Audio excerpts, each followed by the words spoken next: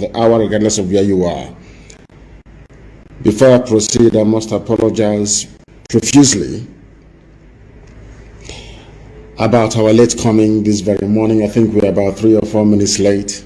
As you can imagine, things are happening all over the place. I was actually taking a call. I was about to start and a very critical call came in. I had to decide if to take that important call or to commence. I opted to take the call and come to you a minute or two late, and I do apologize for that. From the bottom of my heart, I apologize. Please do forgive me. But we are here, we are live, we are direct, and I can assure you that the whole world is listening. All our platforms are go. I understand that we are simulcasting on all our normal platforms. There are no issues.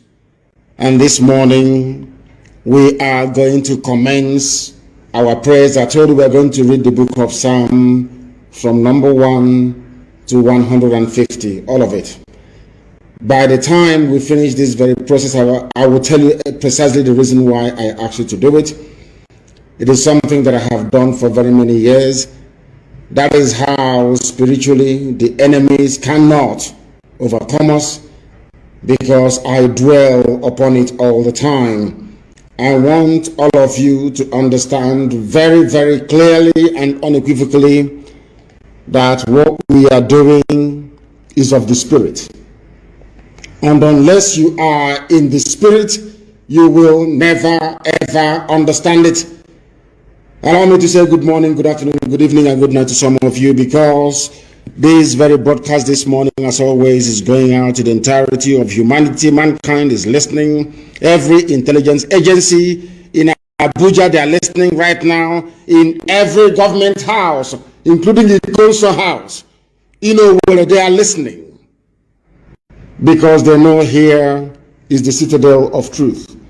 Here we preach the gospel of redemption without any apologies whatsoever.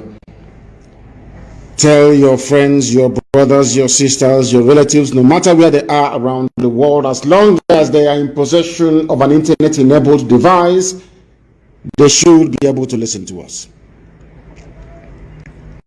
We are live and we are direct, and heaven will bear us witness this very morning. I had earlier intended to make this an interactive session, but it's not going to be possible because I will be back again live on air tomorrow, because we need to dispel the myth, the lies, and the subterfuge of the enemy. We must remember one of us to understand. We must help ourselves, not just praying for the sake of praying. We must do something tangible to make sure that that comes to pass. My name is Mazi Nnamdi Kanu. I am the leader of the largest mass movement on the face of this very earth, the indigenous people of Biafra, Ipob for short. I am the director of Radio Biafra and Biafra Television, and by the very special grace of God Almighty in heaven and no other, a servant of the wonderful people of Biafra. This morning we are going to pray as it is usual, but I'm going to pray starting from today from the book of Psalm number 1. Tomorrow I am going to pray Psalm number 2. The next day I will pray Psalm number 3. And because of the magnitude of what we are doing, we are going to pray in English language. Because of course I pray 7 times a day, and when I wake up in the morning I pray in the language of the ancients, of course. But we are going to pray in English that everybody may be able to follow what we are doing and come to the realization, as we have done many, many years ago, that what we are doing is in the gift of heaven to give. Let us pray. For you have said, O Lord God Almighty in heaven, through your servant David, that blessed is the man that walketh not in the counsel of the ungodly, nor standeth in the way of sinners, nor sitteth in the seat of the scornful. But by his delight is in the law of the Lord, and in his law doth he meditate day and night. And he shall be like a tree planted by the rivers of water, that bringeth forth his fruit in his season. His leaf also shall not wither, and whatsoever he doeth shall prosper. The ungodly, the Fulani Janjaweed, are not so, but are like the chaff which the wind driveth away. Therefore, the ungodly, the traitor, the saboteur cannot stand in the judgment, nor sinners in the congregation of the righteous.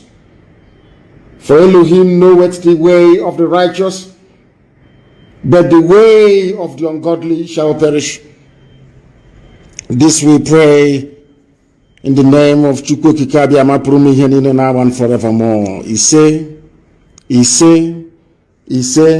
all of you are going to pray Psalm number 1 today as you're sitting at home, because today is no movement day. As you are sitting at home, you are going to pray and meditate on Psalm number 1.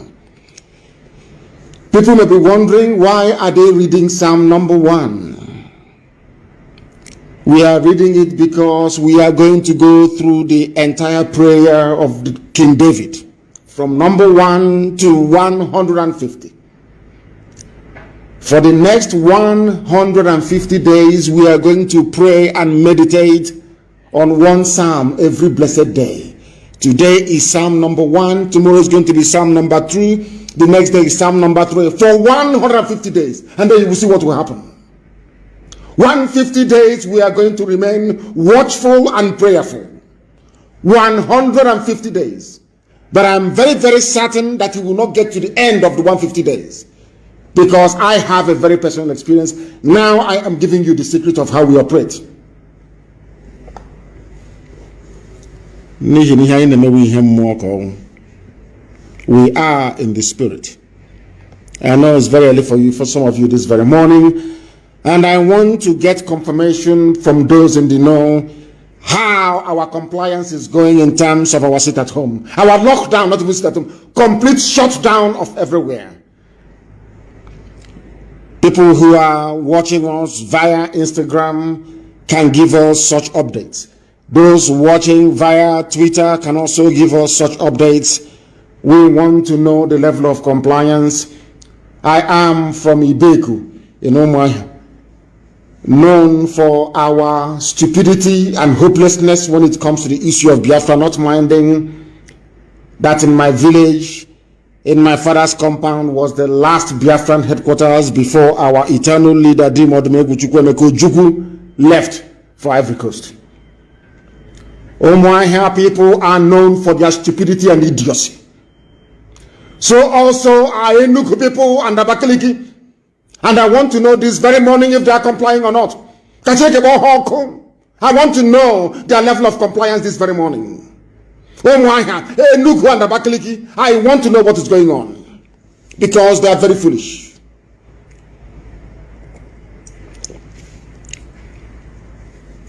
They are very, very foolish. I am from Omwanya, but you know, I do not take any prisoners.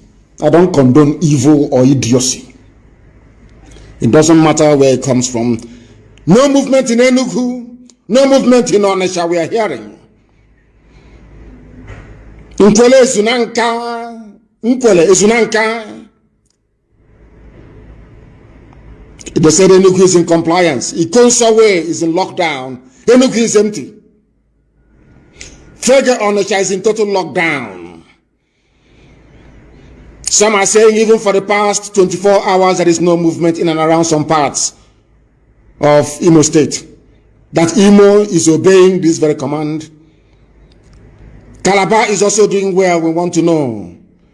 But Oron, they say, is not complying, and I'm not too surprised about that. I will come to the reason for that later on. And we also need pictures, please, and videos everywhere on every social media platform before they will bribe them to say partial compliance. We want the videos as we normally do and the pictures this very morning flooding every social media platform. Of course, Anambra is the first son of Biafra and Igbo land in general.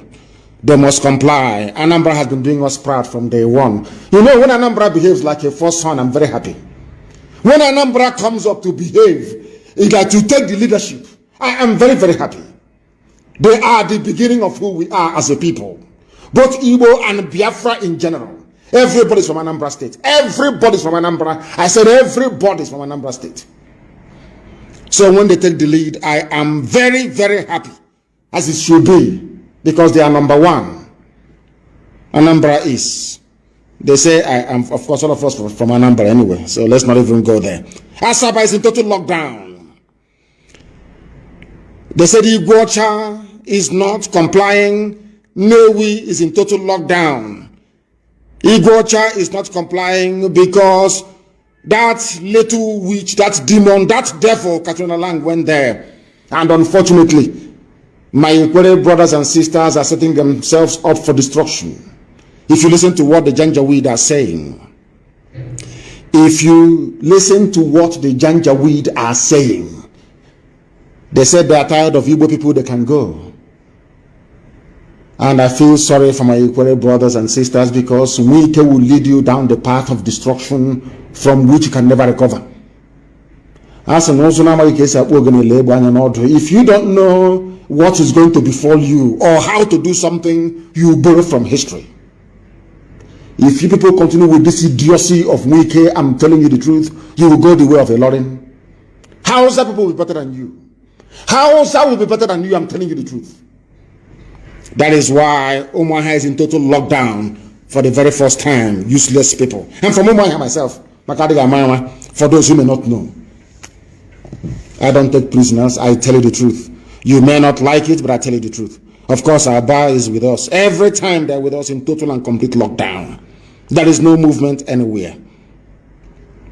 They said Eket in Akwa Ibom is not complying. Abani Road is in total lockdown, because here we speak the truth always. We speak the truth always, always. And I will tell you the reason why. Eket and all those places are not, because we are going to focus on them very, very shortly. We are going to focus on them very, very shortly. All of you claiming you are South, Niger Delta, I want you to look at what happened to Hausa people. It will happen to you. It was because of you that I said no to having an Igbo-only republic. I said no. When I was in prison, they came to me to offer me freedom for what they call the 5 southeastern states, and I told them no, I will not have it. I want the people of Ejo to go down in history as having said that we refuse Biafra. So that when what is about to happen to them starts happening, nobody will go to rescue them. Everything I do with facts and with reason. During a referendum, I want people to decide where they belong. Do you want to be part of Biafra or part of Nigeria? Because when you choose Nigeria, I can assure you that Lauren is a child's play. You'll be like Hausa people. Today, is anybody talking about Hausa people anymore? No one talks about them anymore, because Hausa is gone, taken over by the Fulani Janjaweed. But we must not forget why we are here this very morning. We remember those that fought and died that we may live. You know me, I'm not used to commending people, but when you do something right, I'll commend you. That is why I commend what Obiano did yesterday at the cenotaph that he built to commemorate our fallen heroes. Very, very commendable, I must say. I must also commend Governor Ugwanyi for what he did in terms of releasing all those. I don't care if they are IPOB, if they are Zionists, they are all Biafrans.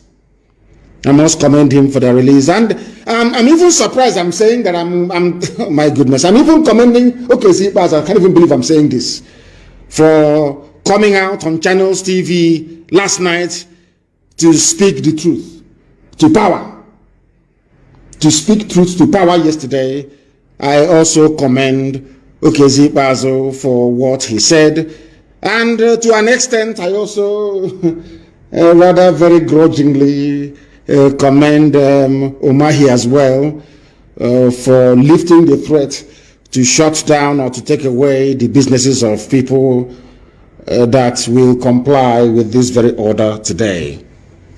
Maybe they are beginning to repent, who knows, I'm not too sure. I don't want to speak too soon.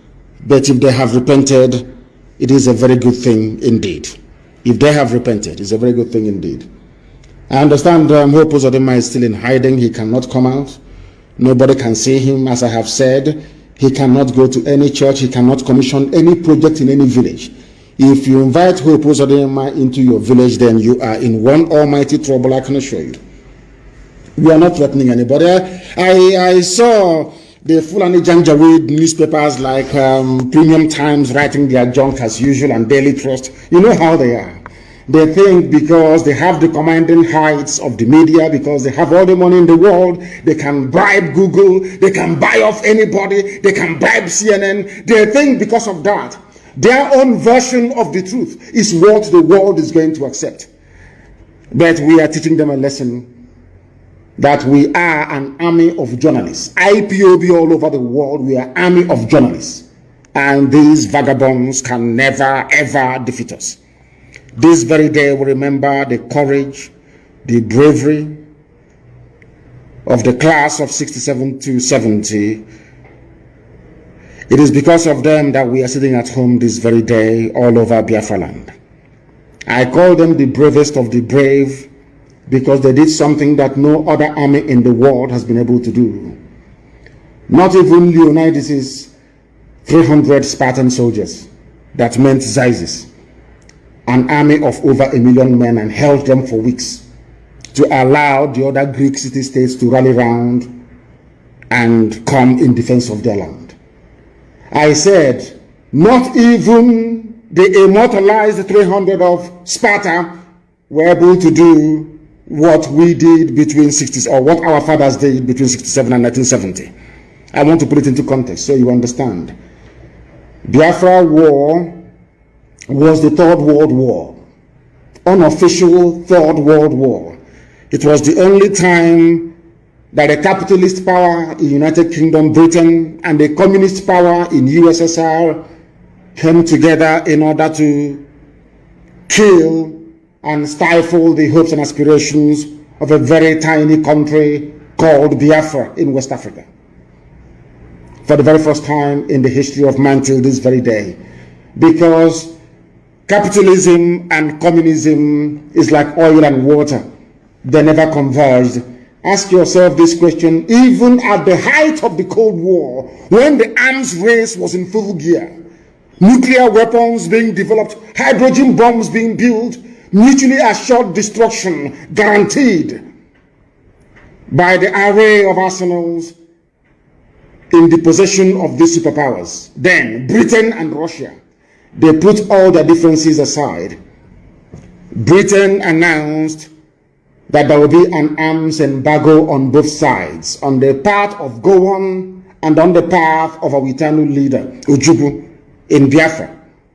Now the same Britain, the same British government went behind everybody's back, went to Russia. No longer Cold War, they're no longer fighting, no ideological differences between communism and capitalism. They now came together. Britain convinced Russia, the same thing they did to Trump when Trump was in power. Britain convinced Russia to join them. Britain did not ship arms direct. Of course, they later did. Britain never shipped arms direct to go on. Instead, they told Russia, we will give you part of the oil, but please ship arms to go on. Russia supplied all the MiG fighters, all the heavy weapons to Nigeria. Nigeria did not make anything. At the same time, the same thing they're doing today, the same thing that US ambassador is telling you that America is now patrolling the maritime, they will not patrol the Sahel, the desert, where Fulani terrorists are operating. No, they will not do it. They are in the sea, in Biafra land, in the Atlantic Ocean. The same thing they did then, they are trying to do now, to enforce air, land, and sea blockade. Biafra was blockaded. Unfortunately, some Yoruba people went with them. You know me, I speak the truth. I don't care. I tell you the truth always. Some Yoruba people were convinced into going with Fulani to kill as many Biafrans as possible. or should I say, to kill as many Igbo people as possible. Understand this. Britain did not stop there. Britain went to OAU then, now AU, and convinced most of them that artificial colonial boundaries must exist. Are you following what I'm telling you this morning? Britain convinced African people that the boundaries that they themselves, white Europeans, created in Africa must be defended at all costs. On the floor of the chamber of OAU in Addis Ababa, they were debating it. That what Ojukwu was fighting for is a return to the traditional way that black African people lived before the white man came. That is right. Julius Nyerere said that Ojukwu was right. Huford Brenner said Ojukwu was right. Omabongo said Ojukwu was right. The rest said no, he's not right. We must keep the artificial colonial boundaries of our colonial masters. Now you're following. Somebody's in Croatia. Our sister Ruth Okori is in Croatia. We're everywhere. That's where she's listening to us from. Black people in Africa were against Biafra for no discernible reason. There is no justification for being against Biafra. We wanted to go back to who we were before the white man came. That's all. They said no. They went to Egypt and they brought pilots from Egypt to pilot the MiG bombers and fighter planes that Nigeria was using. No Janjaweed could fly an aeroplane then. None. But in all of these things, we built our own aircraft. We built our own armored personnel carriers in Biafra land. We refined our own fuel. Something we did between 67 and 70, Nigeria cannot do today, even with the state-of-the-art refineries everywhere. We refined our own fuel. The more we became ingenious, the more technologically advanced Biafra was able to prove to the whole world, the more they despised and hated us. I have said this thing many times live on air. Allow me to repeat. There's a man called Chief Justice P.K. Nwoke, of blessed memory, a very good man. He was serving Ojukwu during the war. I think later on became a justice of the Supreme Court of Nigeria. Justice P.K. Nwoke. Nwoke was sent to Bulgaria to go and seek for help. A communist country then. On getting to Bulgaria, he was discussing with the Bulgarian government officials about how to support and help. Because the people that brought us the Bible, Britain that gave us Anglican Church, which incidentally, I was, should I say, baptized into, wrongly I would say. Britain gave us Bible, gave us story of Jesus, and Mary, and Trinity, and the Holy Trinity. In the name of the Father, the Son, and the Holy. Everything, even dress us up like occultic leaders. Because when you see a pastor in a church, he looks like an occultic. He looks like a foreign dibia. But they were supporting Muslims from the north to come and kill us. P.K. Nwoke went to Bulgaria to go and ask for help. On getting to Sofia in Bulgaria, his aircraft landed. They took him to his hotel. In the next day, they scheduled a meeting with the government officials. They took him to a government building, not the official government building, but to a building, and asked him why he came. He told them how Biafran people are suffering, how we are dying, how we are being starved to death, and all the rest of it. And at the end of his narration, he finished narrating his story. They said to him, we sympathize with you. This is Bulgaria, I'm telling you. We sympathize with you. But the thing is that we don't want another Japan. The world is struggling with one Japan. We don't want another one to come up.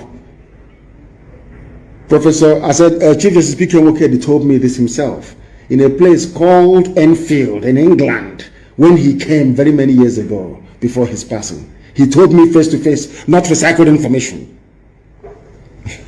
Chief Justice he was, P.K. Nwoke. And he looked at them, he said, the Bulgarians told him no. The world is having to cope with the technological advances of Japan. We don't want a black country to come out and be like Japan. No, we don't want it. B.K. Wokedi left after 4 days. It dawned on me that the conspiracy against Biafra is global. It doesn't matter how many petitions you write, how many letters you write, it doesn't matter how many of us they kill. The world would not respond, they will not listen. I also told people a very important story. I went to go and see the United Nations officers in Geneva. I walked into the meeting room. Edoziem was there. Our sister Nene was there.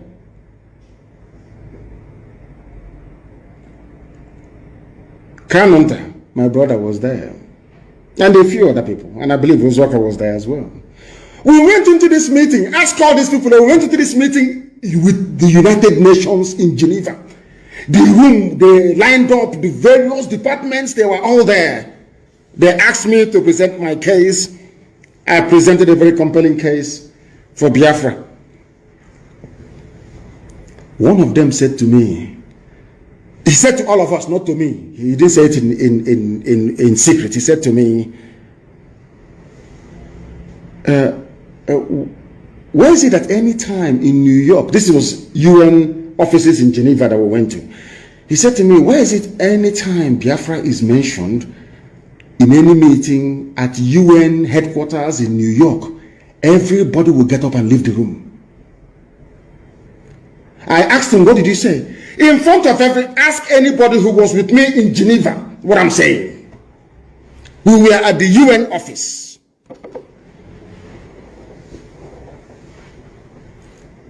Thank you, my dear brother. He said lockdown is the senior brother of sit at home. That what we are experiencing right now in Biafra land is lockdown. Lockdown, not sit at home. Complete and utter. If you see cockroach, you stamp on it. No living organism should move from one place to another. At the UN, they said to us, in broad daylight, I think maybe around 3:30 in the evening, in broad daylight. Anytime we discuss Biafra, what they are doing to you people at the UN office in New York, everybody will get up and walk away.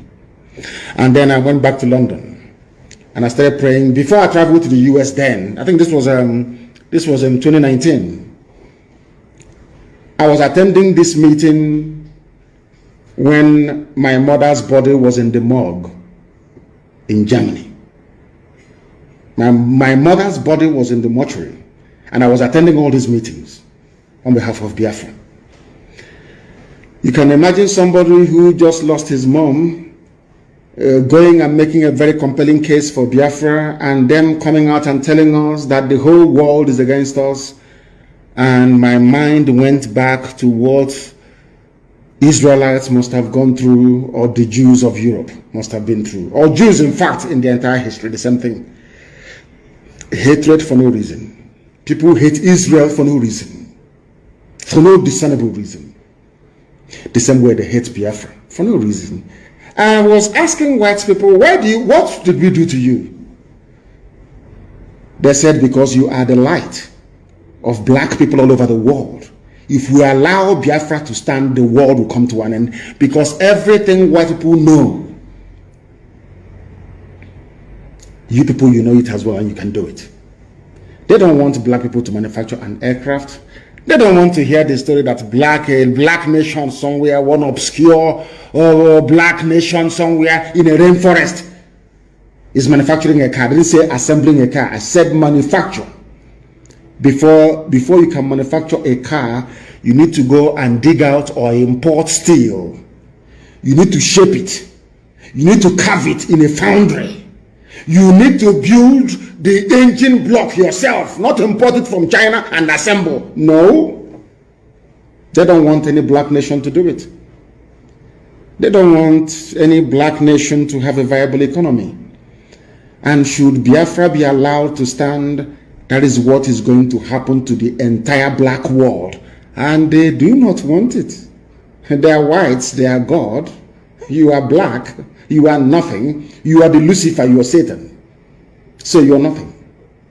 So that is the global conspiracy against Biafra. And why am I saying this? So that our people will be very, very careful.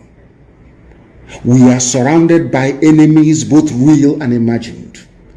The battle for the liberation of Biafra is being fought in the spiritual realm as well as in the physical. People will hate us for no reason. Or should I say, because we are blessed. We are the children of God Almighty in heaven. That is why they hate us. Anybody who is loved, even in your family, if your father doesn't love you, or loves your sister or your brother more than yourself, you become very envious. It's natural. That is the reason why. Now, what I'm trying to say to ethnic nationalities in Nigeria, excluding the visitors who are the Fulani people that have today turned into our oppressors, is this. Biafra is here to liberate each and every one of you. We are not here to take over any territory or conquer anybody, not at all, heaven forbid. Because Israelites are us and we are Israelites. I want you to go back to the Bible. For some of you that actually study the scriptures, you will see that anytime the Israelites want to go to war, God will say to them, go to that place, conquer it, defeat them and come back. Don't take their land. Don't even take anything that belongs to them. Do you know that is how our land is structured? Nobody can say that we went to war to take a land that did not belong to us. Every other major tribe or ethnic group in Nigeria went to war of conquest to conquer other people. We never did. People that never went to war, never conquered anybody, are the ones who are being accused of being domineering. The Yoruba nation you see today are made up of very many subgroups. Ijebu man is different from an Oyo man. An Oyo man is different from an Elaje man. Different. But because of the existence or the expansion of the Oyo Empire, all of them came under one rulership and one language. The Igbo man never did the same thing. The Igbo people, we are numerical in number to such an extent that they could have conquered anybody they wanted to. But in our land, if you go from Ibeku, in Umuahia to Ahoho, in Umuahia, or you go to Olokorom, or you go to Ikuanom, or you go to Obakala, let's assume that Ibeku people want to start a conquest, yes? You go to Obakala and you ask Obakala people, come and join us. Let's go and conquer Ahoho people. They will tell you that you're drunk. They will not join you. Because we are the people that practice the purest form of republicanism. The purest form of it. We are the only advanced civilization in the world not to have a king. Even Israelites begged God to give them a king. And he gave them Saul. And he said to them, you have abandoned the Lord your God in heaven to guide and to lead you. You want flesh to be your king? I will give you flesh to be your king. And you will suffer. And he gave them Saul. And they suffered. But in the land of Biafra, the land of the Asians, we said nobody can be king over us. Only God is king. That is why we name our children Chibweze. Only God is king. Now you understand it. People with this type of mindset cannot conquer anybody. Because I can't go to Mbisa and say to Mbisa people, come on, let's go to Ihaba. Let's go to somewhere around naked to go and conquer them. They will tell you they're not going. Go and sit in your house and be a king to your wife and your children, not over us. That is why the only thing we know to do in life is dialogue and consensus. Some of you did not understand. That was the reason why Okezi also had the guts to say what he said yesterday on Channels Television. That you cannot defeat an ideology. Who doesn't know that? You can't defeat it. Do you know that Christendom got to Rome? Nero and all the powerful rulers of Rome tried to kill as many Christians as possible to subdue Christianity. I want Fulani Janjaweed to understand. That is why we don't give a damn what you're doing in our land. All the extrajudicial killings, all the massacre, it only makes us stronger and more radical. On all this stress of we are going to crush them, you have not crushed Fulani Janjaweed, you have not crushed Fulani Yetiala, you have not crushed Fulani bandits. A whole Nigeria is working with ISIS. This is something that Biden needs to know, if Obama will let him know this. It doesn't matter how many people you kill in our land. Those who survive, those that will survive your pogrom and your deal will become 1,000,000 times more radicalized. Look at Imo State today because you killed Ikonso. That is why Hope Uzodinma cannot come outside again. If the zoo thinks they are going to win this very battle, they are dreaming. And as I said, at the end of this, Fulani Caliphate will be sacked from Sokoto. Put my words down on paper. They will be sacked from there. Those that fought for us and defended our land fought with nothing for 3 years, against the whole world for 3 years. Henry Kissinger was begging President Nixon. These people, they are Igbo Jews, try and help them. Kissinger was waiting for green light from the UK. Britain kept saying, we have a special relationship with America. America, please don't intervene. It's our former colony. Remember the agreement we had. We can give them flag independence, but in actual fact, we're still controlling them. That was what happened to Africa. Independence. They only gave you flag independence. You are not free in Africa. You are never free and can never be free until Biafra is free. Now, do you understand what I'm saying? Until Biafra is free. These are the things that some of you must understand. You see people that we are locking down our homes for today, they fought with their bare hands for 3 years. Despite the bombing, despite everything. It was at the end of the war that Nixon now said that had Biafra held out for 6 more months, that America would have come in. But by then it was too late. By then all the saboteurs have assembled themselves in Lagos and Nnamdi Azikiwe, Obadi Asika, as we have today. You know, there was in Lagos and Abuja writing their epistle and talking rubbish about rubbish nonsense. Ojukwu was hated by his own, some not by, we love him of course to bits, hated by the traitors and the saboteurs we had in our midst. They were in Lagos as they are doing now, writing and talking rubbish, claiming one Nigeria. My happiness is that their villages are under siege, some of them. All those that fought against Biafra today, they are suffering. Every ethnic nationality in the zoo that's joined hands to fight against Biafra, today they are under the cosh. And they're feeling the pains.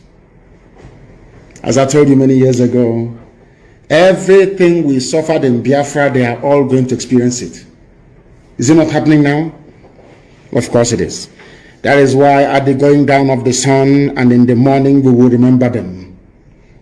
67 to 1970. We will remember them. And do not forget, even after this program, you're going to pray over and over Psalm number 1. Tomorrow we pray Psalm number 2 for 150 days. Elohim should bear us witness. People have been saying that Fulani people invaded Ebonyi State. The killings took place in Benue State, actually, but it is our people, Izi people, that should have been in Ebonyi State. But Nigeria made them northern Nigerians.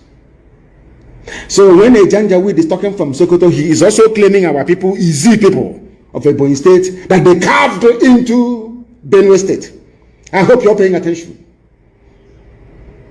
For those who don't understand why we are fighting this very war to liberate our land. Our people are part of the north. So when they say in northern Nigeria, there are Igbo people who are northern Nigerians. Can you believe such rubbish? Do you see why I had no respect for Nyawodo? He was a learned man. He went to school. He can speak very fine grammar. And I said to him, how can you be your Ohaneze President General and there are Igbo people in as part of northern Nigeria? How is that possible? In Kogi and in Benue State, how is that possible? If I am to be the Ohaneze President General tomorrow, heaven forbid, of course, I will make sure that every Igbo person comes under one umbrella until you say you're not Igbo. Easy people are in Benue State and are being massacred. The name of the community is Ubo Enyim or Wete in Ado local government area of Benue State, not in our own Ebonyi State. These are our people that they carved into such I sometimes I wonder with our people, such level of injustice, how can you allow it to just pass and do nothing about it? Our people are being killed. Although the place is only accessible through Obala town of Ebonyi local government area, but the people who are being killed, they said they removed our app from where? It's no longer on Play Store. Britain is working overtime. They said that IPOB community radio app is no longer on the Play Store. Of course, it won't be. It's Britain, they have money. How much do they have? They went to Google. Is it not Google that owns Play Store?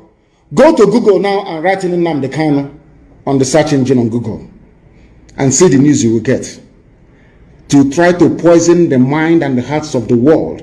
Now go to DuckDuckGo. You know that search engine. Go to Bing, another search engine. Go to Firefox. Go and type in Nnamdi Kanu. Compare the results. You will see everything on Google is bad news to portray me as a terrorist, to portray me as a killer. Because Fulani, they are controlled by El Rufai. They have over $30 billion war chest to keep Nigeria one and to be milking all of you. The Chipo Kikabiyama is fighting for us. And they can never win. They've removed it from Play Store. I'm not surprised. This was what I want people to understand. That these things we're encountering today was exactly what they did between 67 and 70. Before Britain kills you with their Fulani slaves, they will first demonize you. That is their classic. I read in Britain, so I know what I'm talking about. I know them very well. They will first demonize you. That's what they do. Very clever. A very clever move. They will first demonize. They will use the media. They will demonize you. They will demonize you. They will demonize you. So that when they come to kill you, nobody will be asking after you. Very clever plan. And that's what they're doing now. Do you know how I knew this? You know, some of you just go through history. You don't do your research. I do research. You know, when they kept calling Ojukwu secessionist, you did this, you did that. I kept wondering. When it occurred to me that this is how Britain operates, I went back to Aburi conference to go and do my research. It was during the research that it occurred to me that Ojukwu did not actually start the war. It was Nigeria that started the war by firing the first shot at a place called Gekem. If I'm not mistaken, do you understand? Ojukwu went to Aburi to go and negotiate restructuring. Now listen carefully. It was the same Britain that said no to restructuring because Britain was afraid that with restructured Nigeria, if you take Nigeria back to the regions, the likes of Dr. Michael Opara, Awolowo, and all the rest of them will continue to grow the economy of the South because as at 1964, 1965, 1966, Biafra land, the East, had the largest and the fastest growing economy in the whole world. Dr. Michael Opara, may your soul rest in the bosom of the Most High. Dr. Michael Opara had the fastest growing economy in the whole world. He was growing the economy of Biafra at the rate of 40% every blessed year. Britain wanted to stop it. Are you listening to me? Britain wanted to stop it. That was the reason for the war. Britain went and convinced Nzogu, convinced a few other people that things are not working very well in Nigeria, that there must be a coup. Britain, MI5 engineered the coup, claiming that if they overthrow Tafawa Balewa, they will appoint Awolowo as the head of state. Are you following me? That was how we ended up in this trap today. Everything that happens in the zoo, they look for an Igbo man to blame. That's what they do. It was Britain that inspired the coup. A coup of officers from all over Nigeria. They got together, sacked Tafawa. But some of what they did not know was the target of Britain was Biafra. Not Nigeria. Their target is to stop the economic miracle of Dr. Michael Obama. Here is a black race doing something that other black people cannot do. Here is a black race with a cement factory, ceramic factory. They had everything. They had Niger steel. They had everything. We must stop them. That was the reason for the war. If you don't know, let me tell you now. That was why they had a coup. That was the reason why. Thank you very much for correcting us. They said that Radio Biafra app is still there. Please do not bring us fake information. Please, I beg of you. Are you following what I'm preaching to you this morning of the 31st when Biafra land is under lockdown? Are you listening to me? Britain demonized to kill.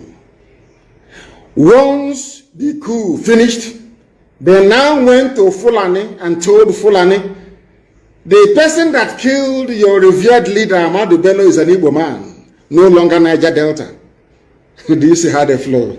No longer Niger Delta or South or Midwest. Is an Igbo man that led the coup, Zogo. Therefore, pour out your anger on Igbo people in the north. They killed 3,000 officers. Everything is in three. We fought the war for 3 years. They killed 3,000 Igbo officers, I wouldn't say just say Igbo, the entire eastern officers in the north. During the initial program in Kanu, they killed 30,000 people. At the end of the program in the north, they had killed 300,000 people. Are you following me? All Britain wanted was to remove Dr. Michael Okpara from power in the east, because the eastern economy was doing so well. Understand this very clearly. And they succeeded. That is why our people should be very, very, and what you do with very carefully, please. You must understand this very, very carefully, because our people don't quite understand what is going on or what these vagabonds have in store for them. Are you following me this morning? Are you following me this morning? We are remembering our heroes, so I have to tell you, I have to put everything into context. Everything. Everything into context so you understand it very clearly. Britain wanted to destroy Biafra, that's all. And for them to destroy Biafra, they couldn't come straight maybe to bomb the house where Dr. Michael Okpara was living. They couldn't do anything. Everywhere, in every parastatal, we were there. That is something that they realized, and they had to stop us. They tried and they tried and they tried and they tried until they succeeded. They convinced Nzobo, you must have a coup. Can't you see how the man is talking? He came here, he was talking only about the north. He didn't talk about you. You people must do something. And they went and they did a coup. Britain now stood on that very coup to plot our elimination as a race. What Britain had in mind was the extermination of the Igbo race, to exterminate us from the face of the earth. But God intervened, and they're trying it again. That was why they killed Gulag in Owerri. Why do you think they killed him in Owerri?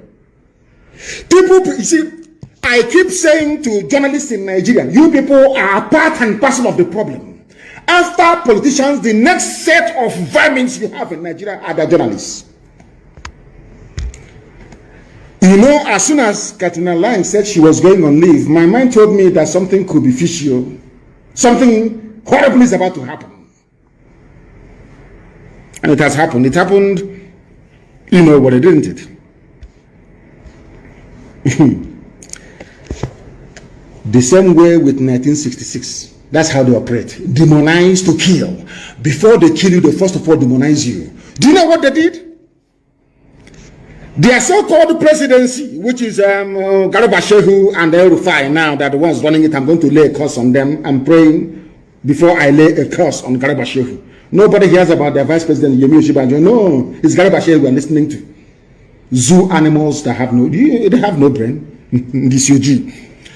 They sent out a tweet. Suggesting that Gulag was killed by Ipob and ESN in Owerri. Listen, that's how they go. They exactly what they did with Nzogu. But they knew that Nzogu fell for it. We cannot fall for such gimmick. This pathetic Nigeria president, so to speak, which is Garba Shehu and El Rufai, said that Gulag was killed by people who are determined to undermine the unity and territorial integrity of Nigeria, which means IPOB. That's what they're saying, a whole presidency of Nigeria. Now, Gulag was killed, was it on Sunday morning or was it Saturday evening? I don't quite know. How can you, in a matter of hours, you have now decided to tell the world that you know those that killed him? Exactly what Tinubu did in Lagos. IPOB is planning to bomb. IPOB bombed. Exactly because what Katrina Lang said to them is, you must focus on demonization. You people don't read between the lines, but I do. When that demon, that devil that works for MI5, Katrina Lang, she was the one that was against Robert Mugabe. All the time that Britain had issues with the freedom fighter Robert Mugabe, do you know who was in Harare? Katrina Lang, the same woman. Anywhere she goes to, trouble goes with her. Anywhere she goes to, death must come. That's how she operates. Do you know that this man went to Iguacha to go and see Wike, that prodigal son, that idiot? He said, from what I'm hearing, it is serious. The security agencies. The woman never talked about the massacre of innocent people inside the Ipob. The reason why Biafra genocide has not been recognized the world over is because of the United Kingdom government, British government, because if you investigate that very genocide, they will be implicated. The reason why the Nigerian army, believe you me, can come today and decide to carpet bomb the whole of Biafra land, nothing will happen, despite having an idiot like Osuji in ICC, is because Britain calls the shots. They will decide which cases these people hear and do not hear. Because if you are a low-ranking officer at ICC, I've been to ICC before, and you raise the issue of Biafra, you'll be sacked. Your manager will call you into the office and pay you to lose your job. You people don't understand that we have very powerful enemies. That is why you must be well disciplined. If you want Biafra, which I know we all want, believe you me, we have to be disciplined. From the men in the bush to the average child on the road, there must be discipline. Without discipline, our enemies will keep undermining us. Do you know when Katrina Lang said she was going on holidays, I knew something was wrong? So it didn't shock me when I heard yesterday that, was it 2 days ago, that Gulag was shot in Owerri. Ask yourself this question, why would IPOB want to kill Gulag? Who is he? Do you know what the papers in Nigeria have been writing, even including Sahara reporters, of all people? Premium Times, Daily Toast. They said Nnamdi Kanu issued a sit-at-home order starting from Friday, the 28th. Do you see how they lie? Do you see how journalists, how black people, you people are evil? Do you see how black people are that I said that the sit-at-home will start on Friday, the 28th? Go to Premium Times, Fulani newspaper, you will see it there. Go to Sahara Reporters, you will see it there. That it is because of the sit-at-home order. Do you see how they planned it? God exposed them. They wanted to kill this man on a Sunday, so to speak. I think he was killed yesterday, if I'm not mistaken. Do you know that they wanted to kill this man on the day of the sit-at-home? not knowing that Chukwuka is merciful, I shifted it to today being Monday. Do you see how it works? They want, can you imagine if they had any sense? Do you see how God works? If they had any sense at all in their brain, they would have waited to kill him today. He was assassinated by Monguno, El Rufai, Garba Shehu. The person that planned this assassination and cemented it is the British High Commissioner to Nigeria, Catriona Lang. They planned to kill him in Owerri, of all places. They planned to kill him during our celebration or remembrance of our heroes. So they will blame it on IPOB and then start killing Igbo people in the north. It's a very simple game plan. Very, very neat and clean. But you know, as they say where we come from, please, I don't know who is going to interpret, not right. Because our hands are clean. This man told us about his killer before they killed him. And I'm going to play his voice for you. After playing his voice, I want the wife of Gulak, Ahmed Gulak, to demand the telephone records of the husband. After all, the record conversations in the zoo. Madam, go and look. Ask MTN, your husband has about 3 phones. He has about 3 phones. Yes? About 3 phones. Ask all the networks he's using to give you his phone records and his text messages. There you will see the killers of your husband. But it is not IPOB. Let me tell you what the man said before they killed him. The reason why they killed him, to tell you how evil they are. The reason why I know that Britain is behind this is the way they play. I know they must demonize you. To kill you, they first demonize you. That's how they do. It was this same woman, Katina Lang, that demonized Robert Mugabe. Demonized him before the world. The same woman. They sent him to come and do this. That was why they formed BBC Igbo. Once they created BBC Igbo, the Katina Lang came to work hand in hand. But they refused, or I wouldn't say refused, they failed to understand that our people are naturally intelligent. Biafran people are by nature very intelligent. They can tell when they're trying to deceive them. Let me play you the voice of the man, Ahmed Gulak, that they killed.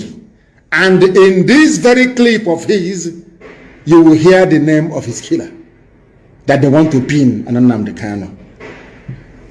But I pray 7 times every day. This God I worship, if he cannot protect me, then what am I doing? What is he doing as God? They got the dates wrong. If they had killed him today, they would have blamed it on me. But they got the dates wrong. And they never knew that this video would come out. This is the reason why you must work very hard to ensure the disintegration of Nigeria. Nigeria is an evil enclave. Let's listen to the man that they killed. I wanted to blame it on Nnamdi Kanu and IPOB. Let's listen to him.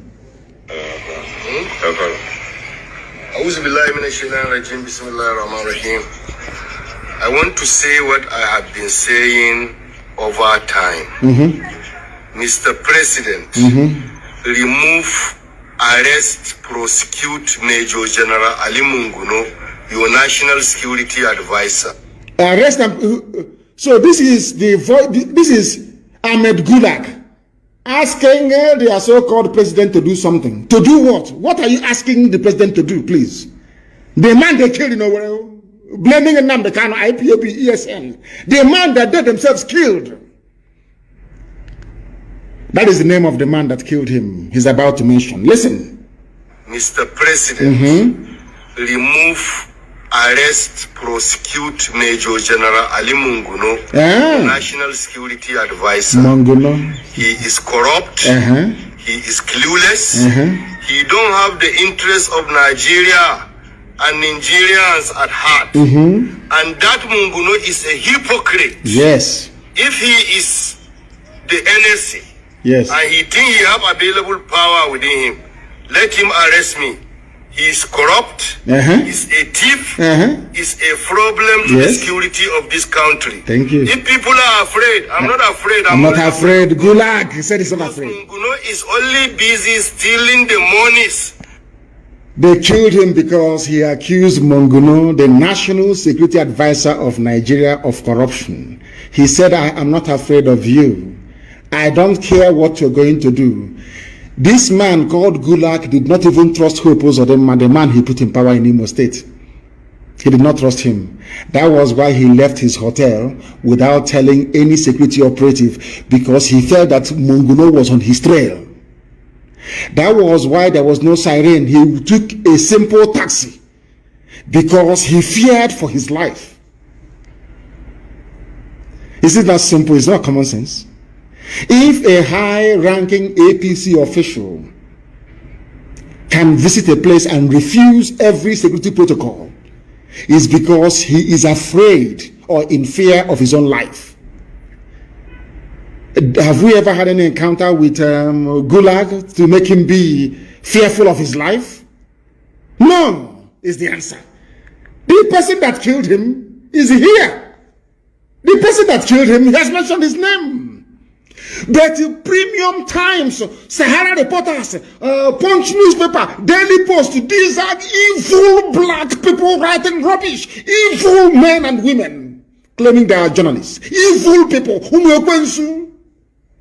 The man mentioned his killer. Told you who killed him.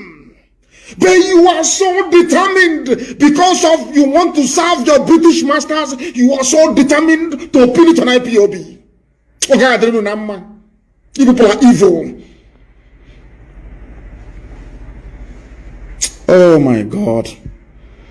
I want our Hausa service to translate this very broadcast into Hausa language and play it for Hausa people. We don't know who this man is. He's inconsequential. He's a nobody to us. Intellectually, he's not a force to be reckoned with.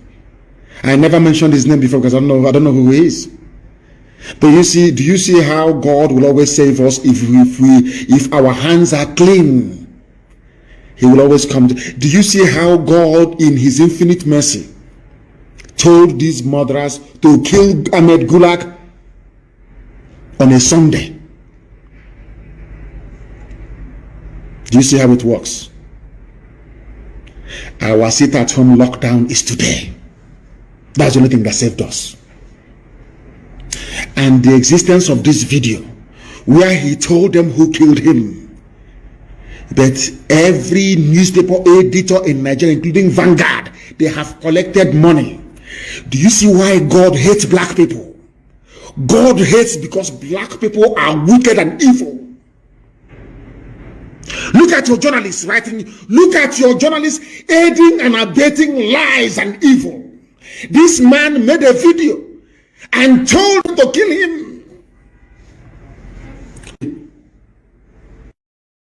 IPOB. Let us listen once again to what he has to say for the last time, so that when you're reading all those junk, you know what to tell them. Do you see how they want to incriminate us and tag us bad people? If you go to Google now, type in Nnamdi Kanu, you will see it there that I killed Ahmed Gulag. They are all in it together. They are all co-conspirators, all of them. All of them. Listen. He prayed. I want to say what I have been saying over time. Mr. President, remove, arrest, prosecute Major General Ali Munguno. That's the man that killed him. Ali Munguno is the man that killed Ahmed Gulag. Simple and short. Why is it that Nigerian journalists are trying to pin it on IPOB? Why? I'm asking them. Yoruba journalists, why are you people this evil? What type of demon created you people? You have no soul and you have no conscience. Oh God. Let's continue listening. Your national security advisor. He is corrupt. He is clueless. He don't have the interests of Nigeria and Nigerians at heart. And that Munguno is a hypocrite. If he is the NSC and he think he have available power within him, let him arrest me. He is corrupt. He's a thief. Is a problem to the security of this country. If people are afraid, I'm not afraid. I'm only afraid of God. He is saying because he knows nobody can say that I am not afraid if his life is not in danger. Nobody can say that. But that's what he said. Let's continue listening. Because Munguno is only busy stealing the monies meant to protect us. That is it. And the better for you, Mr. President, remove Major General Munguno. Is the most useless NSA ever produced in the history of Nigeria. Thank you very much. Are you listening? Now, they used Hope Uzodinma to kill him. Hope Uzodinma was the one that lured him to Owerri. Hope Uzodinma, like one more. They used him to lure this man to Owerri. This man was afraid of his life. That was why he refused the police escort. He refused the army escort. He used ordinary taxi. He knew his life was in danger. That is where they want to blame IPOB and ESN. Do you see how evil these people are? How evil they are. But we must continue. We must continue. Because it's the right thing to do. It's the right thing to do.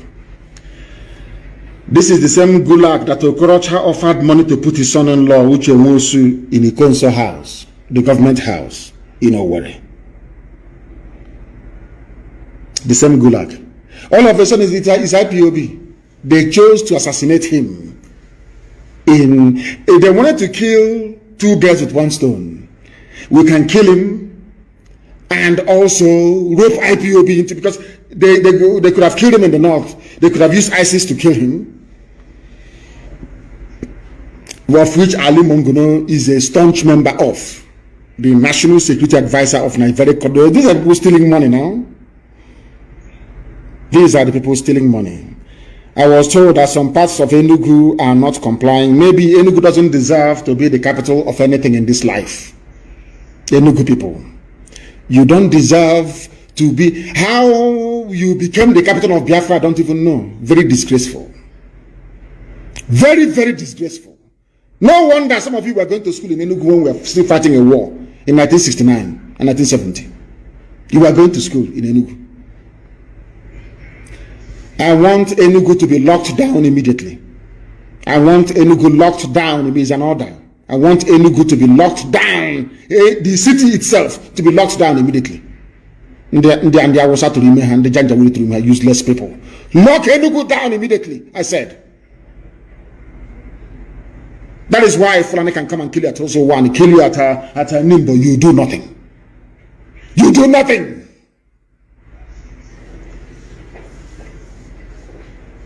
Anyway, we'll visit Enugu very soon, and they will see. They will see. The whole gulag subterfuge is something we Biafrans are used to. Britain wanted to stop Biafra, wanted to stop Dr. Michael up, and all they did was to get involved and a few people to do a coup. At the end of the day, at the end of that process, we had lost 5 million people and counting. That's how they operate. So when they kill Gulag, then Igbos in the north will be massacred. But thankfully, Hausa people have said they are no longer interested in doing the bidding of the Fulani Janjaweed. That's why there's been no killings all this while. Now the Hausa people understand that I, Nnamdi Kanu, I'm also fighting for them. They understand it very clearly. For them to be free from the yoke of Fulani Janjaweedism. They understand it very clearly. The time where you can come with your lies and get away with it is long gone. Not anymore. Not anymore. Not anymore. Don't worry, my people. That thing Enugu is asking for, they will get it. They will get it.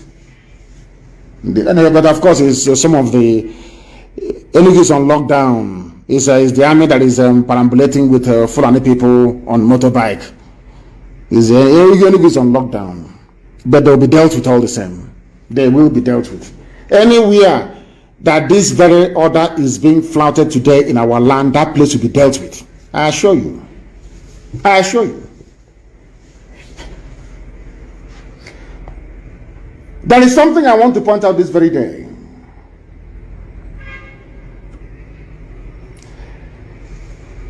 The North have issued a statement which I welcome wholeheartedly. Enugu is on lockdown. People should stop lying.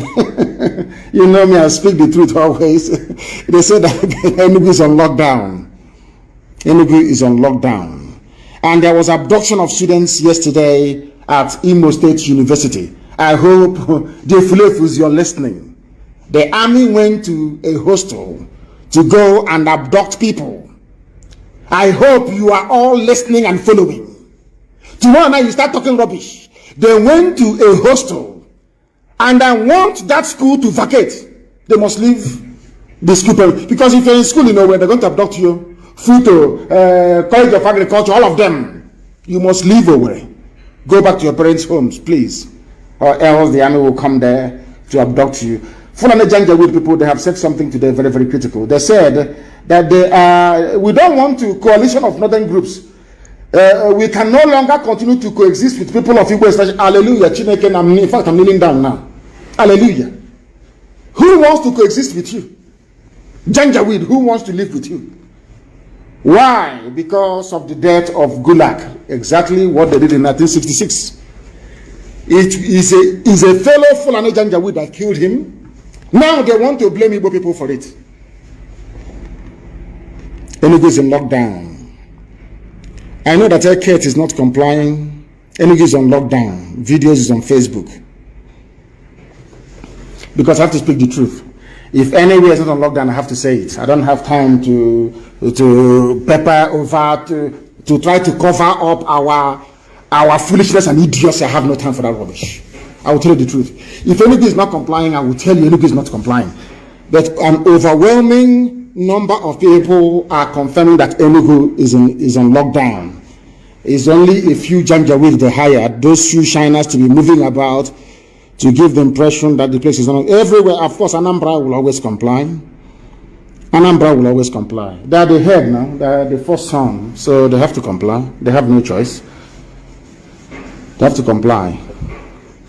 Maybe the capital of Igbo nation should maybe not even Owerri, move to Anambra, to be honest with you.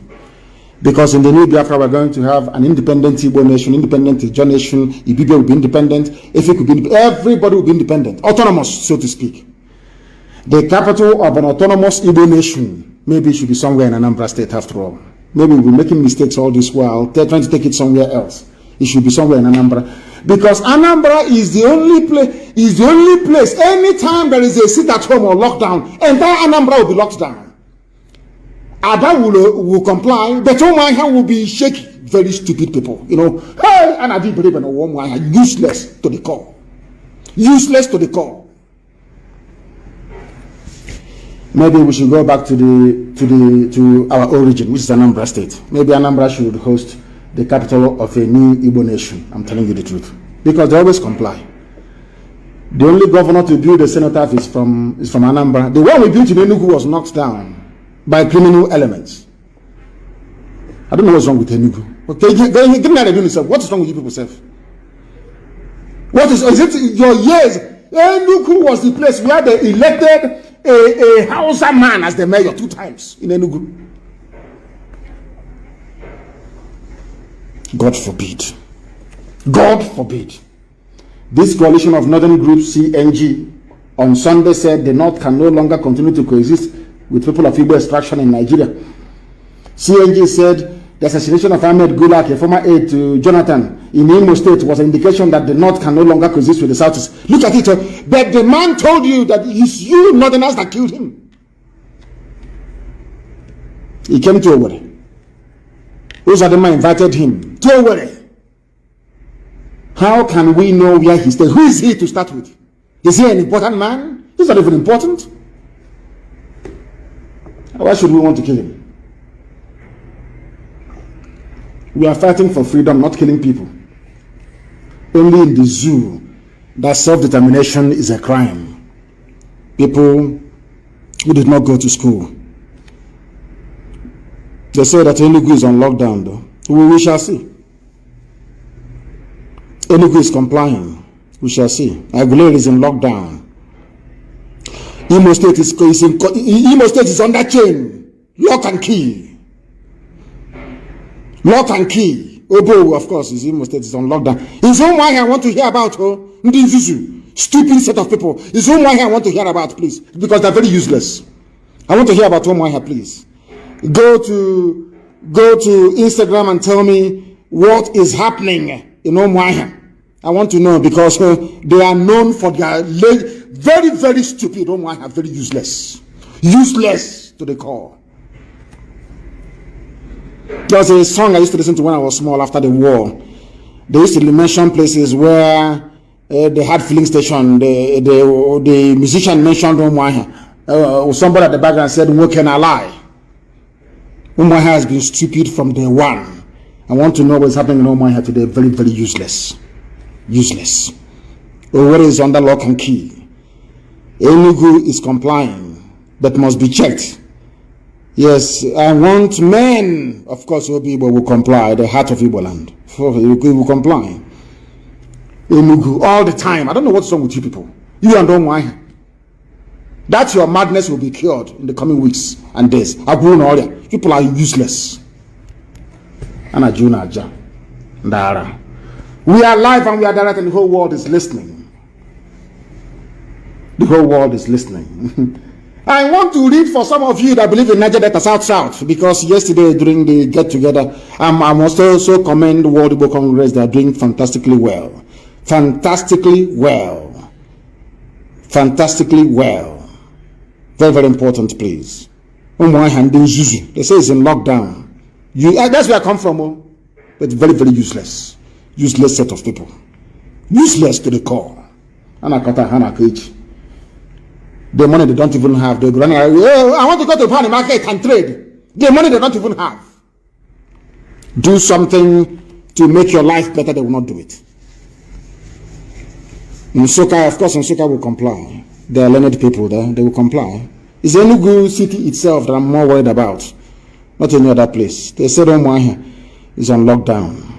Complete, not 12 o'clock, you start moving about, Not 12 o'clock, you start moving about. Complete lockdown, I said, until 6 p.m. Let me try and check. Oh, complete lockdown. Omwaya is on lockdown. Yes, I can say it. Omwaya is on lockdown. My village is on lockdown. It's on complete lockdown. I can see it everywhere. Till 6 p.m. I said. You know, some of you, it's 4 o'clock. Let's come out and see what is going on.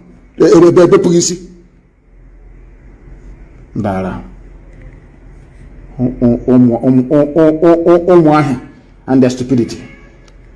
We must be very, very disciplined. I saw a video, I don't know if it is correct, and I know that our men are listening. I want them to listen very, very carefully. If we are disciplined, we can defeat any army in the world. Discipline is the key. I saw a video, you know me, I don't hide anything, about people dragging bags of onions from a trailer.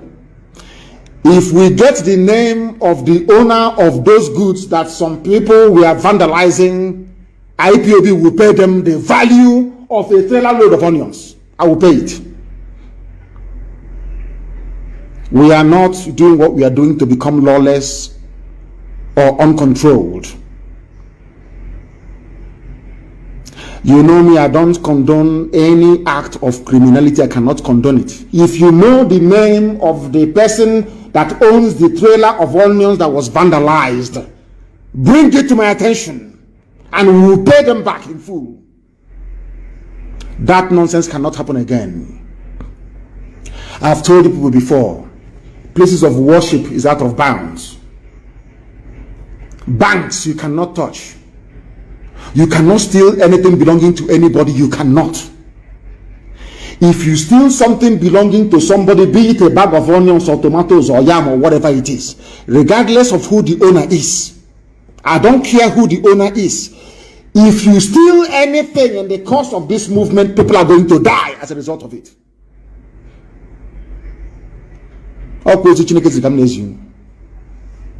You cannot steal one thing, but instead, if you're hungry, if you go into the nearest house, they will feed you. That scene that I saw of a trailer being vandalized carrying onions is a disgrace to our struggle. And I'm going to find those who are responsible for that rubbish and will be dealt with. And I want the name of the man that owns those onions. They will be refunded in full by tomorrow morning. We don't engage in lawlessness. If after the investigations we discover it was the zoo police, you know, that's what they're doing now. The army disguising as police and terrorists disguising as police to do something, then we shall find out and we will know. I don't want any merchant. I don't want any merchant coming from the north to be touched. Never. Don't touch him, don't touch his goods. No matter what, you don't do it. You don't try that rubbish. I said you don't try it. We are IPOB. We don't try such nonsense. Nobody. If you know the name of the man or the driver of that trailer, you get it. IPOB will refund the full cost of a trailer load of onions. We will pay it tomorrow morning. I hate criminality. I can't stand it. I said before, no banks should be touched. No church. No mosque. No business person should be touched. No business person should be touched. None should be touched. We know who our enemies are. Not these people struggling to feed their families. What type of nonsense is that?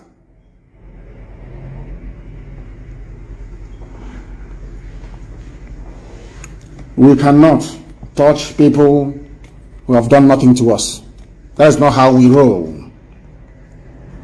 Do not touch people doing their legitimate businesses regardless of where they come from. You cannot touch them. Please.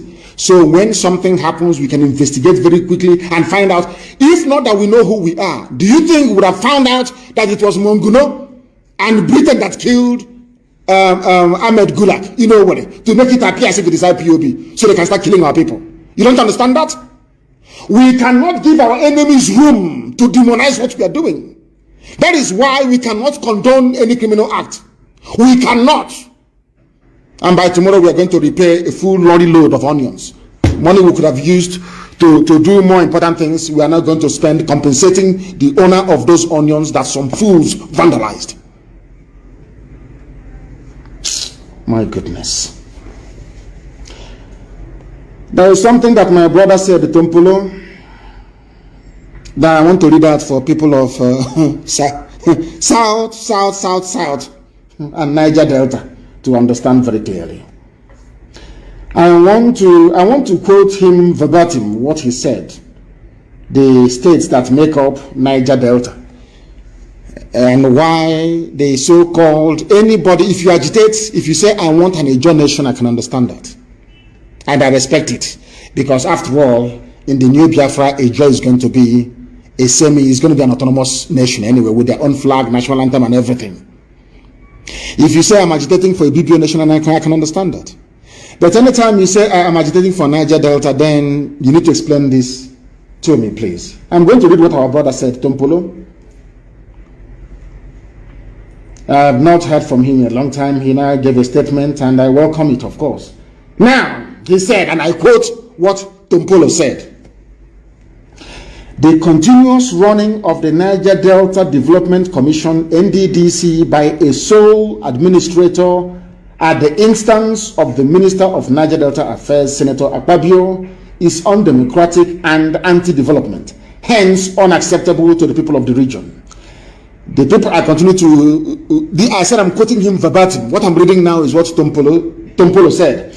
The people of the region are averse to a one-man show in a commission that is supposed to attend to the developmental needs of 9 states, namely Abia, Akwa Ibom, Bayelsa, Cross River, Delta, Edo, Imo, Ondo, and Rivers. This is from our dear brother, government, Tompolo. He has listed for you the states that make up Niger Delta. And in that Niger Delta, Imo, Abia, and also a Yoruba state, which is Ondo. So what are you agitating for? Telling me your Niger Delta Republic. This is Tompolo, a man that I can actually listen to, not the rest of the idiots. I can listen to this to Tompolo. Tompolo listed the 9 states that that make up Niger Delta, and there you have Imo State, you have Abia, where I come from. So I'm also a Niger Deltan. Now, do you see the foolishness of your argument? I'm talking about those who that appeared on a program yesterday talking nonsense about Niger Delta struggle. I am also in that very struggle. Because according to Tompolo, here, quoted by Guardian newspaper, is here. Niger Delta is made up of Abia, Akwa Ibom, Bayelsa, Cross River, Delta, Edo, Imo, Ondo, and Rivers. That is why to be consistent sometimes is very, very important. Very, very important. Oh, thank you very much. The Onions video was during NSAS. It's not recent. People should stop putting us into trouble for no reason, please. They said the Onions incident is from end SARS, not now. If it's from now, whichever Alhaji that owns it would have received a refund tomorrow morning. The full cost of the whole trailer would have been paid tomorrow morning. I'll give the order for it to be paid. Niger Delta people. I'm not saying Niger Delta, no. We Niger Delta people. You believe the warrior. Stupidity is a disease. A disease. Look at Igwacha, look at Imo River. We Niger Delta people, including myself from Isama Faruku Ibeku. You know why? Not minding our previous stupidity when it comes to the issue of Biafra. I'm also a Niger Delta. Government said it here, Tompolo. A brother and a friend that I like very much. He's here. Because during the Avengers time, this Tompolo, I'm reading his words today, went to a meeting and gave them the order that the release of Nnamdi Kanu from detention is the #1 demand of Niger Delta Avengers. #1. How can I forget them? That is why I fight for all of us to be free. I fight and I struggle. Anytime I remember what Niger Delta Avengers did, what our brothers did on the high seas, for me, I say we must let us get Biafra first, then everybody can go their way if you want. I'm telling you the truth. Then we must all be free. The #1 demand of Niger Delta Avengers, when a ship was hijacked, everything that they were doing was the release of Nnamdi Kanu. I will never forget. Sometimes I speak in a manner that most of them may misunderstand, but in my heart, every blessed day, I pray for our people from the southern part of Biafra. Let me tell you remind you once again about it. If you are from these states, you are a Niger Delta. Abia, Akwa Ibom, Bayelsa, Cross River, Delta, Edo, Imo, Ondo, and Rivers, including those in Auchi. Do you know about longitude and latitude, the lines on the imaginary lines we have on the face of the earth to pinpoint where you are? You know your GPS. That's what it uses, the coordinates it uses to find out where you are. Look at where Auchi is. Auchi is a Muslim enclave in Edo. Look at where Okwa is. Auchi is in Niger Delta. Auchi in Ondo. That is why the use of states to try to describe or to try to determine the socio-economic composition of a people is blatantly flawed. That is why there has to be a return to the regions. For those of you who are arguing for restructuring, go back to your regions and you see development. That was why Britain destroyed the regions to create states, knowing that states are not viable and can never be viable. I wish him well, my dear brother Tompolo. Okay, see, as you said, you can proscribe an individual, you can proscribe a group, you can proscribe an organization, but it is difficult to proscribe an ideology. For once, he has spoken as a lecturer. That he is. So, okay, see, as how long have you known this? That we are undefeatable. What we are pursuing, you cannot defeat us. Not now, not tomorrow, not ever. Those of you who are on Instagram, please. On Instagram, please. I need confirmation of where we have compliance and where people are messing up. So we know those we are going to treat. Of course, Auchi is in Edo State. Look at where Auchi is. It's part of Niger Delta. Isn't that crazy? Somebody in Obaru is not Niger Delta. Look at where Auchi is. Look at your map. Auchi is more like north, isn't it? It's more like north. I don't know what they did. Is somebody's asking why can't Niger Delta Avengers resume their job? It's because they listen to politicians. Once you listen to a politician, you're gone. Once you listen to them, you are finished. You are finished. Our people must be guarded and disciplined at all times, please. No criminality or ill discipline will be tolerated. If you attack any business or goods belonging, I don't know, if I say it now, people start burning their businesses down, asking for compensation from IPOB. I don't know, I'm not going to go any further. You must know that the zoo you are in, they are very good when it comes to propaganda. Please, very, very good. We cannot afford to give them any space or room to portray us in a bad light. Please, we must be very, very careful. We must not give our enemies any reason whatsoever to tarnish our image. Fulani terrorists in the bushes and those in uniform are our main targets. You must understand this very carefully. If this gulag thing doesn't work, they will bring somebody else to kill. They'll blame it on IPOB. Actually, they will burn our markets in Lagos. They burnt Ladipo. Was it yesterday they burnt Ladipo? Because I exposed Alaba, they now went to Ladipo. It's Tinubu that is doing it. Bola Ahmed Tinubu is the one doing it. Any day we retaliate now, people will start talking rubbish. Now that Tinubu is busy burning down Igbo markets in Lagos, nobody will talk. Please, very, very important. There is a video in circulation. One idiot trained by the zoo police to claim he was part of ESN before. We must be very, very careful. I don't believe in mentioning names, but something came up. We had somebody before that put the lives of our people in danger. His name is Uche Lionheart. Anywhere you see him, you should arrest him and hand him over to the nearest ESN command.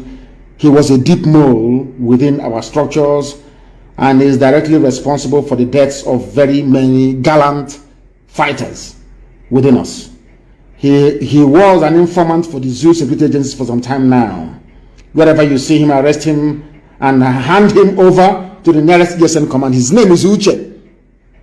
He was formerly one of my bodyguards. They call him Lionheart. He moved from Obibo into Imo State. He is working for the zoo. He was the one that compromised our structures in Iguacha. The same thing he tried to do in Imo State. We are investigating if he had a hand in the death of Ikonso in terms of giving away his movement. His name is Uche Lionheart. If you find him, you know what to do. He's a traitor. He is a traitor. Very, very important. Of course, Onisha will comply. If you have been dealing with him, Uche or Lionheart, if he's been sending you videos before, you are part of the problem also. Anybody who contacts him, because you are a dead animal walking. He is evil. He is evil. Uche, his name is Lionheart, is evil. He is working for the zoo. He is working for the zoo. He is an enemy. Because of him, we have lost very many people. He is the one that will tell the zoo police where to find our people. He is the one. You send him on an errand, he will set the people up. And That is what he does all and gone. Be very, very careful, please. And I want his pictures everywhere, circulated everywhere, so you know who you're dealing with. He is evil. And you know me, I don't hide anything. If you are within our structures in ESN and you work for the zoo, I will come live on air. I will expose you. I will put your pictures everywhere. Those of them in America that were contacting him before, do you see what you have done? That was why I said nobody from abroad should contact our men on the ground. That was what I said. Now you can see the reason why. Now you can see the reason why. He is evil. Very, very evil. And everybody who's ever dealt with him, you are also a suspect. Right now, because I can't trust you. Uche was a mole and a traitor within our midst. And he's finished. And on that note, we have come to the end of our program this very morning. We must be very, very careful. I want this very lockdown. Sometimes I don't want very strict enforcement of lockdown because I want to see how many of our people are into what we are doing. How many of them willingly accept what we are doing. But all the same, I thank you all this very morning for listening. Do not forget what Biafra means to us. Do not forget the sacrifices of those who went before us. And for their sake, we are going to get Biafra. Chukwu Okike Abiama will give us Biafra. From me, from here, with all the love in my heart, this very day, it is good morning.